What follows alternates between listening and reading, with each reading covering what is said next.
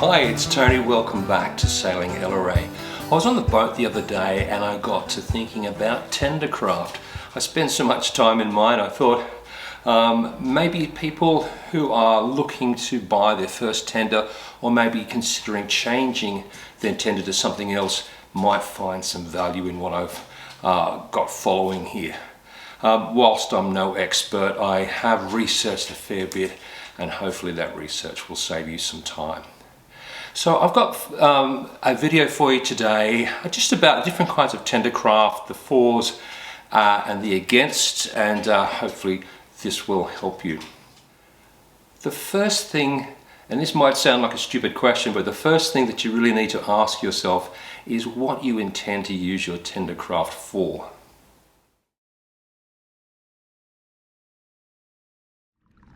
So yes, you need to consider what you're going to use your dinghy for. You might just want a small boat to get from the wharf to your main vessel and back again. Fair enough.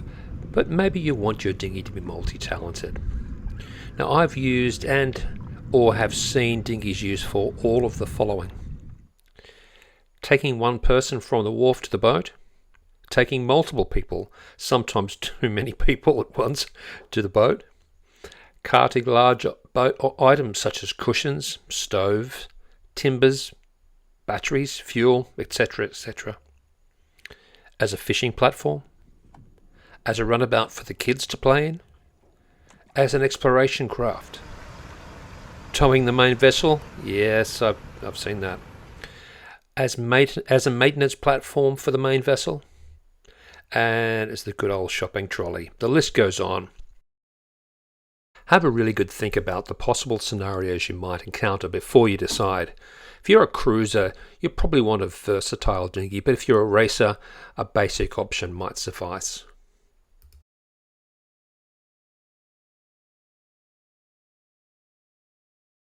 Intended usage is probably a starting point, but there are other things that you need to consider. So you need to also think about storage, whether at home or at the wharf and dinghy rack, beach, whatever. If you're like me, your garage will be slowly filling up with boat stuff, so if you still want to get the car at the end of the day, adding a dinghy might not be the best idea. If you want to store at the location that your boat is moored, you need to find out if storage is available, and if so, what style is it. Some places have dinghy racks, some have random spots on a beach or shore or some sort. Some have nifty lockable racks, and some, like where I store mine, just have a seawall. You need to keep in mind that most council-owned storage areas have size restrictions, so do your homework. If you intend storing your dinghy at home, how do you intend getting it to and from the launching location?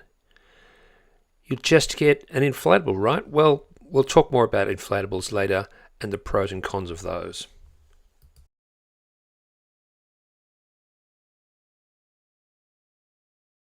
You also need to consider how you intend to power your dinghy.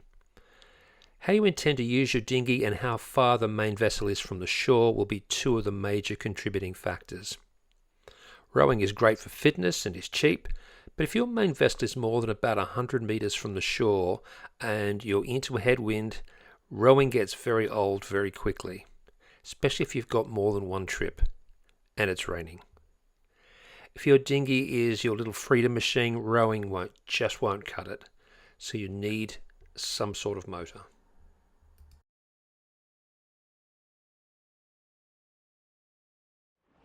You also need to consider what you intend to do with your dinghy while you're on your main vessel and underway. Will you leave it behind? Will you tow it? Do you have davits or some other means to lift it and store it on deck?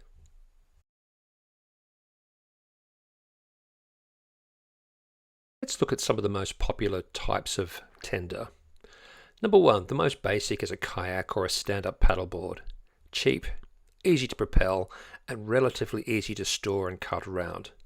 Perfect for getting out to the boat as long as you only have yourself to convey and have no equipment and don't mind getting wet, because you will. Next up the chain is the tiny fiberglass bathtub-sized boat. These are lightweight, the classic car topper, and easily rowed. You can put a tiny motor on these, but essentially they're designed for short trips for one person and some gear, or two smaller people who are on good terms because you'll be pretty close on the journey. The downsides with these are that they are pretty much a one-trick pony. They're designed for short trips from shore to boat and back. They struggle outside of this. Why? Well, they're just too small for much else, and particularly in the monohulled version, they're inherently unstable. Some of the scariest trips I've taken afloat were on these types of craft. And then we have the venerable tinny. These usually start at about 2.5 meters or about 8 feet, 9 feet. I have one of these and I can say that they are incredibly versatile, strong, can be rowed or powered by a decent sized motor, and are much more stable due to most being in a punt style. They aren't scared of oyster-covered rocks, and due to their foam-filled seats, won't sink out from under you even when they're full of water. But, and there's always a but, tinnies are relatively heavy for their size in comparison to some other options. Mine is called a car topper, but it would take 2 adults to get it on top of a car, so keep that in mind. There are also polymer moulded dinghies, and these look quite neat, and they look very strong and sturdy. I haven't seen many, but they look like a good crossover between tinnies and small fiberglass craft, albeit quite expensive. Then we get to the massively popular inflatable. What can't these things do? Their design and construction makes them stable when inflated properly. They're ultra lightweight. They can plane, they can be rowed or powered with a motor, you can deflate them and put them in your car, the list goes on and on. Perfect solution, right? Wrong. Let's talk about why their strong points can also be their weak points. First up is construction. Inflatables will either be constructed of PVC, cheaper but won't last as long, or Hypalon, which lasts much longer but are way more expensive. PVC will be suitable for most people, but if you intend using your inflatable in the tropics or storing it outdoors without a cover, Hypalon might be for you. Although both types of construction are strong, they are not impervious to damage from sharp objects from either inside or outside of the boat, so you need to be careful. Pontoon size. Smaller boats usually have smaller diameter pontoons, and this definitely makes a difference. Larger diameter pontoons help to keep the ride drier and also add to buoyancy and therefore load capacity. So what I'm getting at here is get the biggest pontoons you can possibly get for the size of boat. As the pontoons also serve as seats in an inflatable, the bigger, generally the better. Let's now look at the floor of these inflatable boats. There are 3 main types of floor that you can buy. One is the slat deck, another is an air deck, and the third is a rigid deck, as in rigid hull inflatable boat, a rib. Slat decks are generally the cheapest option, but they are heavier and don't store as small as the high pressure air decks. Air decks are great and very solid when inflated correctly, but they are what they are, so sharp objects should be avoided. Rigid hulls are the top of the heap and provide the best performance, but they are lots heavier than the other 2 options, are far more expensive, and of course they don't store as well. They are generally used by full-time cruisers or as runabouts on large yachts. Another pro about inflatable boats is they can plane. Yes, they can plane. But the con there is they can also flip if you get it wrong. They're very light and can flip backwards if you get enough wind underneath them. They are inflatable, which means that they will need to be inflated. A good battery-powered pump is a good choice unless you love getting a calf workout from all the foot pumping you need to do every time you want to use the boat. And it also means that they can deflate if you're not careful.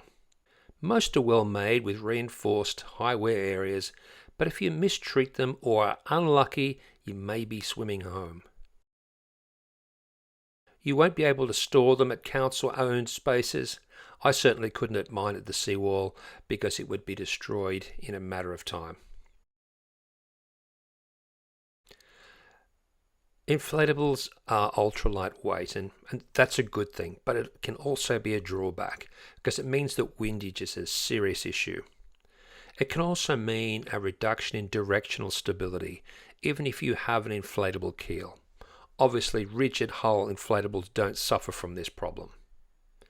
It also means that although they are stable, you need to watch out when loading people or equipment as they flit about like a skateboard underfoot.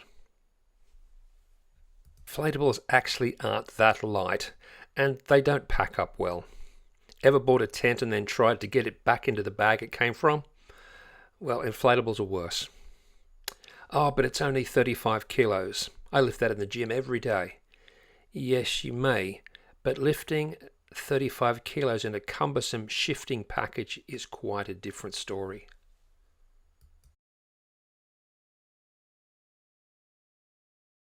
So where do I buy my first dinghy? Most dinghies that I have seen are pretty rough looking and well used. This is a result of use, of course. It's also a result of storage in the harsh marine environment, and also out of an intention, I believe, to not present an obvious jackpot for the would-be thief. If you're buying an inflatable, new might be the way to go, but not always. If you're buying second-hand, I find Gumtree to be a really good resource.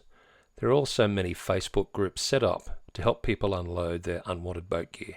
Might be worth a look. There, of course, are other selling sites, but these are my go-tos. How much should I pay?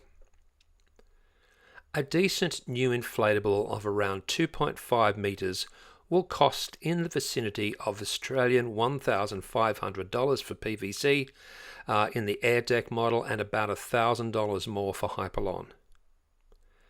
Second hand for other styles can run from a minimum of just a few $100s depending on condition and style. And what about a motor? This is definitely not a one-size-fits-all situation. You need to do some careful research into how you're going to use your dinghy and what will be the best for you. I'll leave some links in the description below about some tests that I've done on some electric motors, and you might find that they may be a suitable option for you. Have I got any tips? Well, I have just a few. First thing is that your first tendercraft may not be your last. What I'm talking about there is you might find that it's not quite suitable for what you want to do with it. The next thing you might want to consider is the security of the tendercraft, and I do highly recommend that you get a lock and a chain to make sure that it's going to be there when you want to use it. Another tip is that some people like to name their tender after their boat, like Tender 2, whatever. And you know what, if that's your choice, that's up to you. For me, I don't think it's the best idea. I don't want to give potential thieves any heads up that I'm not on my boat. And what tendercraft have I got? Well, as a matter of fact, I have two. Yeah, two. I have a 2.5 or 2.45 meter tinny, which is a great little thing, very, very versatile, and gets me around, and you'll see that used in lots and lots of my videos. I also have a 2.3 meter inflatable, an AirDeck inflatable which lives on my boat. The reason I have two is because I don't like towing anything if I'm doing some serious sailing, particularly for safety reasons outside of the heads. So I wanted to have a tendercraft that was still going to be with me when I got to my destination. The inflatable lives on deck and is deflated when I'm not using it. I had still have, a small inflatable kayak, which is a great thing and great fun, but it wasn't really a suitable alternative to a tendercraft, as it's a pretty wet ride, and in winter time it's not really what you want. I hope what you've seen today has been useful. And as usual, please hit that like button if you've enjoyed the video, and I'd love to see you subscribe and become part of the channel. Thank you so much for your time. See you in the next one.